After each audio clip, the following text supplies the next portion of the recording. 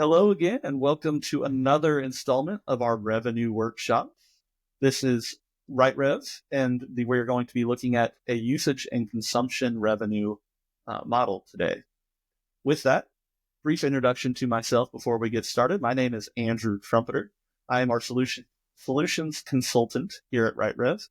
I handle all of our kind of technical demos and things like that, and I actually come from the revenue accounting world. I spent about 10 years as a revenue accountant in a previous life, and revenue has always been something that I've really kind of enjoyed working in, and it's a passion of mine, which is kind of what led me to RightRev. And honestly, I love what we can do to help make revenue accountants' lives easier. With that, I'll also give you a brief introduction to RightRev. So RightRev is a revenue point solution. We are here to help automate your revenue recognition processes. We work with your upstream sources of data, whether it's a CRM or an ERP, whether we're taking in that ordering data or invoicing data, building in your revenue calculations, and then ultimately giving you your revenue journal entries so that you can automate that process, get out of that day-to-day, and provide more value-add activity around analysis and truly understanding what's driving revenue recognition. As far as our workshop today, again, we're going to be looking at usage and consumption revenue. With that, we have a scenario built out for us. We have our customer, CloudX Inc. That is a cloud services provider. And in this case, we're dealing with products that are on-demand cloud computing. So with that, we have our business model. So there's actually going to be 3 different ways that we set up this usage and consumption model today for you. So we have our compute hours, which we're selling at a 10-cent per hour rate. And what that means is we're actually taking in that usage and consumption data. It's going through a metering process, a metering service, and then we're taking in that consumption data to actually release revenue based on how much hours have actually been used throughout maybe a month or quarter, whatever it may be in your scenario.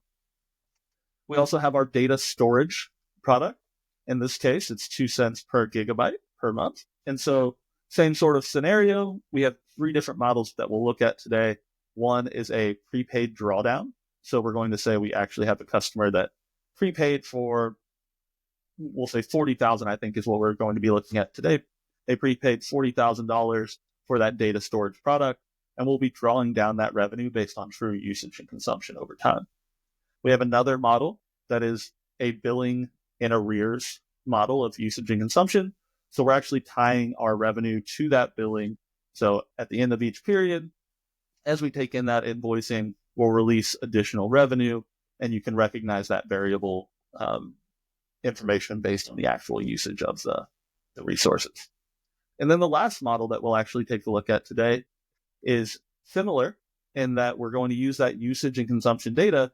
But in this case, it's not being driven by billing, it's being driven by events. And so we're kind of separating the idea of billing driving recognition, and we can still recognize regardless of that billing state.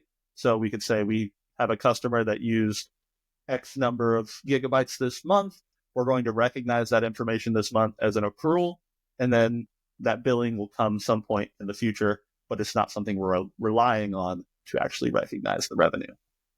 As far as some key challenges that we see in the usage and consumption world, really the biggest is the integration of data. And what I mean by that is we need to work with those billing systems. We need to work with the service platform that's actually tracking and doing the metering of that usage and consumption revenue or usage and consumption data so that we can accurately release revenue whenever those things are actually being completed. As we've already kind of mentioned, we have revenue that must be recognized when that usage occurs.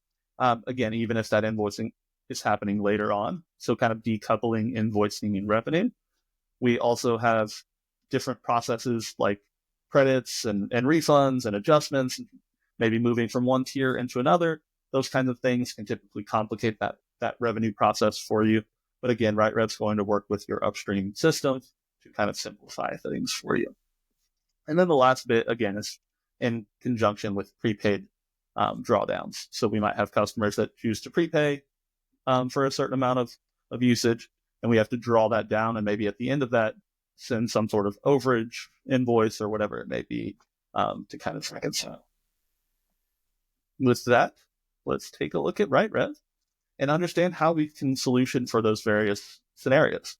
So again, like I've done with all of our workshops so far, we're going to start in our configuration and understand some of the items that come into play on our configuration that allow us to automate these processes for you. So first and foremost is our revenue recognition rules. So I'm going to take a look at these. We have two different products that we're dealing with today. So again, we support the idea of building out revenue rules by our rules builder, which is more of a scenario-based solution, or by product. So for today, we're doing everything by product. Our two products that we're going to be looking at are our data storage product, which we have set up to be an event-based recognition process. So we're using the actual usage data as our event. It's going to be recognized point in time based on that activity. And then our second product is our compute hours, which is going to be recognized and triggered based on billing. So we'll actually be taking in that different invoicing activity over time and releasing revenue in conjunction with that activity. Again, also doing point in time recognition there, assuming a billing and arrears type model. So when we talk about usage, we also, for that first product, set up an event. So in this case, our event is our usage event. This configuration here truly speaks to how RightRev will receive this information. So our expectation based on how we've configured things today is that that usage and consumption data has already gone through that metering process, and RightRev's going to receive an amount in conjunction with that usage that needs to be released for each item. All right, now that we've kind of looked at that initial configuration, let's get into our scenario and see how RightRev can truly support those models. So we're going to start in our revenue contract 3205. I actually have two revenue contracts that we're going to look at to show kind of the different life cycle of a usage and consumption scenario. So again, within our revenue contracts, we're tracking some core information for us. We have our customer name, so CloudX Inc. We're tracking the currency, our legal entities, the creation period, and then we're giving a representation of where we are in that ASC 606 5-step process. We have some core metrics that we're tracking on the right-hand side. All of these core metrics are driven by our revenue contract line items that we've ingested. But to start, we have a contract value of $40,000 in this case. That is going to be associated to this second line item here, our data storage line item. This is that prepaid drawdown process that we spoke to. So in this case, the customer, CloudX Inc., has paid for $40,000 of data storage. So that's a quantity of 2 million gigabytes of storage that they've paid for. And then over time, as we actually take in those different events, that different usage and consumption data, we'll draw down that revenue and release revenue based on that true activity. So that's all been prepaid and that's been billed. We can see again, if I click into our line items, the corresponding invoicing associated. That being said, I do not have any revenue recognition scheduled to this point. We only have our initial deferral entry of that $40,000. So we have no revenue to be recognized at this point in time associated to any of our products. What that means then is that we have no revenue recognized to date, no revenue planned. So when the contract was started, we're still waiting on all of that variable activity, that usage and that consumption data to truly drive revenue recognition. So we have no revenue planned at this point. So everything that is sitting in this contract line value is sitting in our unplanned bucket, waiting for the event or waiting for usage and consumption to actually allow us to start that recognition process. So now that we've kind of looked at our core metrics, let's look at the individual line item level detail and understand what each of these line items truly correlates to. So our first line item is our compute hours product. So in this scenario that we've built for you today, this is a billing and arrears type model of usage and consumption. What that looks like within RightRev is we don't actually have a sales price associated to this line item because this is a variable consideration type activity. we're truly going to be recognizing revenue based on what's being used over each period that we bill for. So once that billing activity comes in, what that allows us to do is the way we've configured this product is that it is configured within our system as a usage booking product. That means we will take in that billing, we'll increase that contract value based on that billing, and then we'll release revenue in conjunction with that, because billing, again, is what's driving revenue recognition for this product. We've already talked about this second line item. This is our prepaid drawdown product. We've got a customer that's prepaid $40,000, again, 2 million gigabytes of data that they're prepaying. And what's going to happen from a revenue recognition standpoint is we will be drawing down that revenue based on that activity that's being processed into RightRev. And then our last line item is a little bit unique.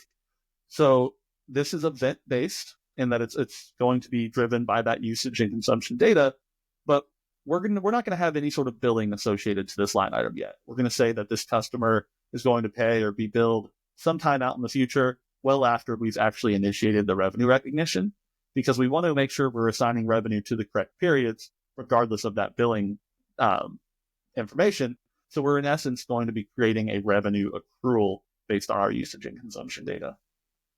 So that is our initial kind of setup and build up for this scenario. Let's progress a little bit and say we've now moved through the end of the first period and take a look at what that looks like in our revenue contract.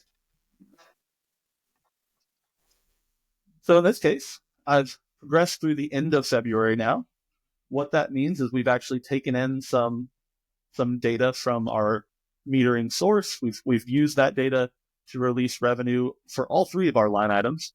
So we talked about that first line item being based on billing. So what that looks like, if I click into the line item itself, we can see we've actually added $500 of billing, which means we have released and recognized $500 in conjunction with that amount. So if I scroll down here to the right or to the bottom here, I can see that invoice that came through for $500 for a quantity of 5,000 hours. I can see again from our revenue schedules that we have the initial entry to defer that $500 in conjunction with the invoice, but then that invoice ingestion also allowed us to release that revenue and start that recognition process. So we had that revenue associated to February, and we have recognized that revenue in the month of February. For our second line item, this is, again, that prepaid drawdown product. What we've done in this case, so we've progressed through the end of this February period, and we're saying that we had usage of 200,000 gigabytes of data. That went through that metering process. What that correlates to is $4,000. And so we're actually drawing down the $4,000 from our initial $40,000 that was invoiced and recognizing $4,000 in the month of February associated to this line item. If I click on this, I can see we have our contract value of $40,000 for this line item that was prepaid. We've recognized $4,000, leaving us with $36,000 of unplanned revenue and ultimately $36,000 of deferred revenue. And then our last line item is again a bit different. So this is our item that is not going to be billed until some point in the future. So this usage and consumption data that we're taking in is going to allow us to create a revenue accrual. So what's happening is, again, we're saying we have a scenario where we're taking in 200,000 gigabytes of data and, again, releasing $4,000 of revenue. But ultimately, we're accruing that revenue and taking that to a contract asset position because we don't have billing associated to this line item yet. So what that ultimately looks like when I click into our revenue reporting, so we'll start in our revenue contract waterfall. We can see all of these recognition items that took place in the month of February. So our first line item for our compute hours, we recognized $500. Both of our data storage line items were recognized at $4,000, again, based on that meter usage data. I can then also always look at the different revenue distributions that we had. So how that journal entry data came through, how we actually processed the debits and credits as we posted into the ERP. And what that looks like is we have our various contract liabilities to our different accounts. So we have debits of $500 and $8,000 to our different contract liability accounts and credits of those same amounts into our revenue accounts. I then also have some additional ways of viewing our distribution data. In this scenario, rather simplistic in that we are releasing revenue and recognizing revenue based on the usage and consumption itself, no other factors. So that concludes how RightRev can support these three different types of usage and consumption revenue models. That being said, we obviously understand at RightRev that there's a lot of different models out there for usage and consumption. It's a growing method of doing sales that way, of tracking data in that manner. And we're here to support all of those different methods, work with you as a customer to determine the best processes within RightRev for how we can solution for those things, and really just give you all of the configuration that you need to automate those processes and get you out of that manual day-to-day activity. So thank you again for joining this workshop. I hope to see you in future sessions, and it's been a pleasure. Thank you again.